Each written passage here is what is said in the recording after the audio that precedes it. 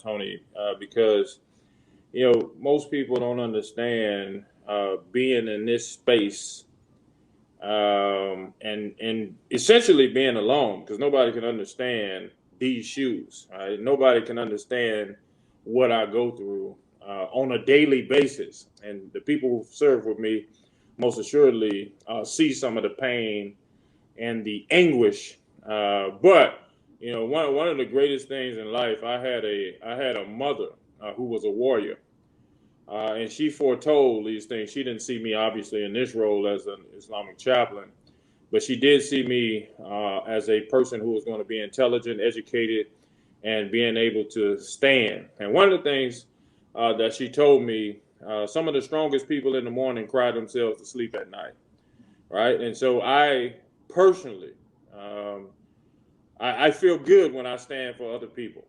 I feel good in the morning when I can go to bed at night, even though it hurts, even though it's that great personal sacrifice for me and my family, since we transitioned into family, personal sacrifice for me and my family.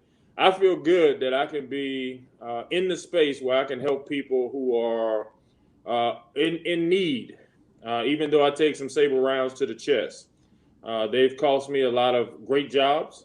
They've cost me a lot of positions, all right, because people want me to act a certain way and be a certain way and do things a certain way, and especially as a senior officer and a chaplain being on the internet.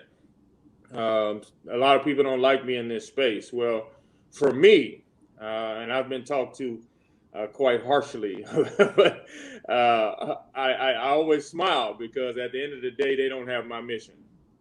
And I got a 250,000 followers. And every day I get my backside up. I go and make a video just encouraging people to not quit. And so those people who are hard on me don't understand that because at the end of the day, those young soldiers come to me in their darkest hours because they heard that story of me being an hour away from suicide. And so they come to me when they're thinking about those thoughts, and they know I'm not going to be judgmental. They know I'm not going to be harsh on them. I'm just going to give them an opportunity to have someone to talk to. And I'm very proud of that. And lastly, I'll say this, and sometimes it does get so hard where I got to cry myself to sleep or call Dr. Douglas. I've even called Brandon a couple of times and say, man, it is hard out here. It's tough. Because people are jumping on you with both feet for no good reason, but you're just trying to be a good person. So I'm not blessed to have.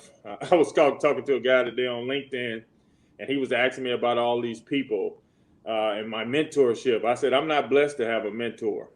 I'm not blessed to have somebody who's constantly in my ear saying, hey, we're going to put you in this job. We're going to make sure it is this. I'm not blessed to have that. It's some people that I talk to and text every once in a while, but I'm not blessed to have sometimes what other officers have and somebody kind of navigating me through.